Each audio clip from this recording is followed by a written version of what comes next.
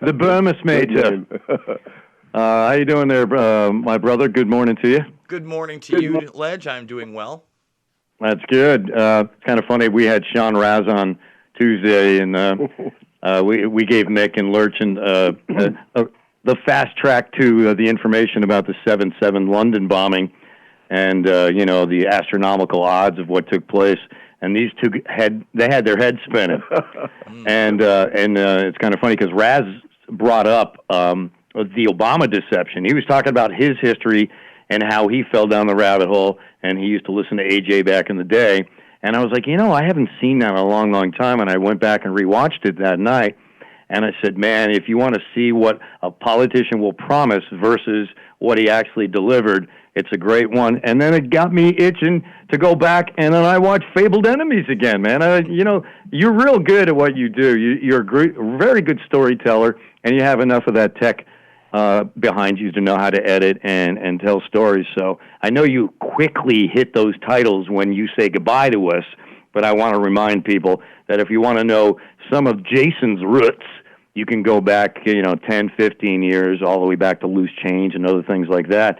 So, yeah, man, are you, I know you've had Dylan Avery on, one of the co-creators of Loose Change, on your podcast several times, and I know he's talking about doing something. Are you planning on doing any videos or, not what you normally do in your podcast on your YouTube channel? Are you getting the urge to make another doc? I am making another doc, but it's probably going to be under an hour, and it's going to be based in the McGregor stuff. I feel like, I kind of failed allowing for that fight to happen in January. Every time I think about it, it really makes my skin crawl. And even beyond that, man, with what happened with Kobe Bryant this week and Abigail Disney, who's the Disney heiress, actually tweeting out, and this is not an opinion that I hold, by the way, that Kobe Bryant was a rapist and deal with it. My point is that, that's going to last throughout his entire legacy, even though he's gone. Whether he was or wasn't, it was one of those he said, she said situations that never really went to court. There was an allegation that was filed. It was rather violent. It wasn't to the level of violence or evidence that we have with McGregor. But the bottom line was there wasn't a criminal case. She took a payout, and the details were just he said, she said. We didn't get to see any forensics. We didn't get any comments from police officers. So with her to say that, and Disney openly promoting a guy who has two open rape cases, one of which has a Department of Public Prosecution file to these people, and more evidence that it was actually Donald Trump himself that got McGregor into the country for this fight, lets me know the media is completely gone. If they hated Trump so much, that's another story they could dig into and make him look bad. Oh, sure, but you know as well as I do. I'm not making excuses here, but let's call it what it is. McGregor is a cash cow for fighting. Okay, he is he's a superstar in that ring. He's the face of the. He really is, and Dana White. He's kind of like Vince McMahon. He would look the other way if guys were roided out and having issues because they were ringing the cash register. So I know how passionate you are about it, but you know me, I like to ask a person, what did you think was going to happen?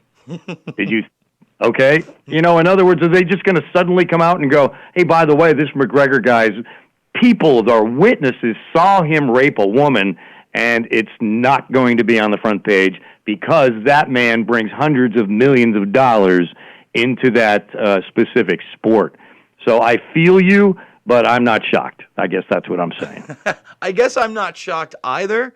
What I was shocked about was the fact when that question was asked at the press conference before the fight by Morgan J. Campbell, that not only was he booed, but Conor didn't have to answer because Cowboy jumped in. Not Dana White. Cowboy. In the past when people were fighting Conor McGregor, there were wars of words, there were insults thrown out. People, went for the throat. Instead, the opposite happened this time. Cowboy screamed at the guy for asking a relevant question about the sexual assault, and it continued to be whitewashed. And why do I say that the evidence is showing that Donald Trump got McGregor into the country. McGregor had 19 convictions. He has 2 open rape He's cases. a scumbag. Wow. He's a scumbag. Big time. Dana White did it. How is he not in Dana White jail? called Well, Trump again, 100%, in my powerful opinion. people protect him because he's a cash cow. Well, if we're going Literally. to make America great again, maybe we shouldn't be tweeting out congratulations to rapists after they call us the GOAT. And the fact is that Darren Till, who is under the management of basically the Irish Mafia, I mean, this is the fight game, got into the country because Dana White called Trump. It's in the press conference. Dana White talks about his relationship with Trump and how he can call him at any time and get results. He spoke at the Republican National Convention on behalf of Donald Trump. And it's just another reminder that this administration purports itself to be something and is a completely different thing, whether it be in domestic policy or, as we're seeing now with this Middle East peace plan, foreign policy as well, Edge. Well, as George Carlin says, brother, it's a big club, and you and I ain't in the big club. So that's what we do. We kind of see if we can shatter the matrix and hit them with tidbits. We didn't do a segment last week, and some stuff came up about the Epstein thing I wanted to ask you about, because we heard about supposedly Ghislaine Maxwell's email was hacked. That's what she told us happened.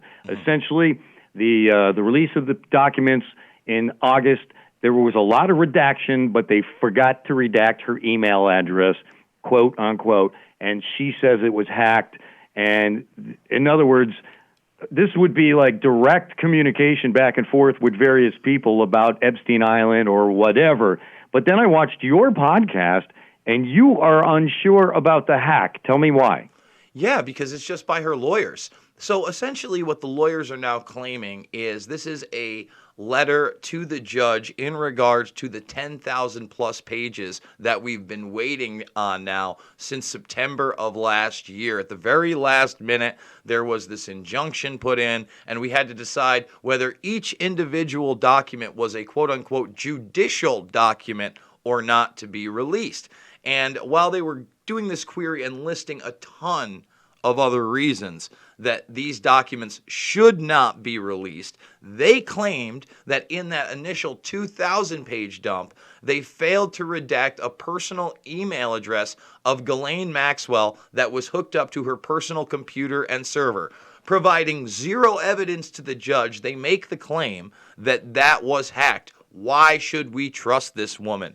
Especially when you continue throughout the document, and some of the things that are being said to redact these things are national security reasons, Ledge, and quote-unquote trade secrets. You That's can like only that's the go-to phrase right there. That's the go-to phrase. For Sure. our own protection. Yes. That's right, and it's in there twice. And they are throwing everything they can at the wall to ensure that these 10,000 pages do not come out. Ghislaine Maxwell is not the only interested party. We now have John Doe's number 1 and 2 actively trying to suppress these pages. And what better way to do so other than saying, oh, well, you violated my rights. Remember, these cases have spanned, in some cases, over a decade regarding Epstein, and some have been ignored since 1996. That's amazing, yeah. Jason, what I like about you is, I think I might say, oh, whoa, this is going to be interesting. She got hacked.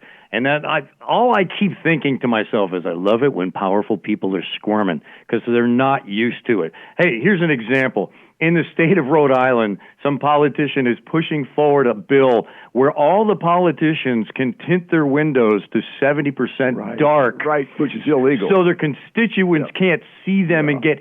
In other words, these people are so protected, they don't want anybody biting back and asking a difficult question or calling them out for their corruption.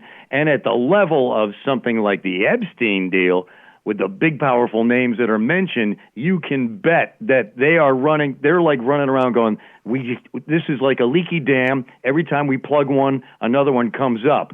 Is there anything that's new in the Epstein thing that has teeth? I know that, was it Prince Andrew is completely not cooperating with the FBI. So just give us any other final updates on the Epstein thing from your perspective. Yeah, obviously there's a couple things. Number one, there's a new lawsuit that alleges between 2003 and 2006 at his New York mansion, he was trafficking a young girl who began her career with Epstein at 14 years old. Now, why is this important? Number one, it predates the Palm Beach case, but it's after the 1996 Maria Farmer case. Remember, we didn't even know that Maria Farmer had gone to the FBI and the NYPD on behalf of herself and her younger sister, Annie Farmer, until Virginia Giuffre Roberts was being defamed by Alan Dershowitz, and Maria Farmer came to her aid, told the story, and got it published in the Miami Herald, the Palm Beach Post, and other places. This revelation is one that is often downplayed because this lets you know that the NYPD and the FBI knew about Epstein all the way back in the mid-90s and did nothing. And when he was caught again in 2007, 2008, he was given a sweetheart deal among sweetheart deals where instead of being charged as a serial child molester and sex trafficker, he pled to one case of paying a 16-year-old girl for sex. He was able to leave jail almost daily. He had police protection, which he hired. And we are now learning that during that time period, he was more than likely still molesting girls. In fact, Ledge, last week when I didn't make the show, the Virgin Islands police force and government are suing the estate of Epstein, alleging he was trafficking in girls as young as 11 and 12 years old throughout 2018. This is law enforcement filing that lawsuit. What does that tell you when he was continuing to do this up until his arrest, essentially, and local law enforcement felt powerless? Yeah, it's again. I'm just a speck on a dot when it comes to looking up at these people in power. But unless we speak truth to power, they're just the corruption will double and it will triple because they'll face no consequences for their actions. And being a small part of media, I promised myself once I learned more about the thing, and I run into people and I meet people like you, and I realized I wasn't alone. And the groundswell of new media is really doing a good job. I think not a great job, but a good job of holding these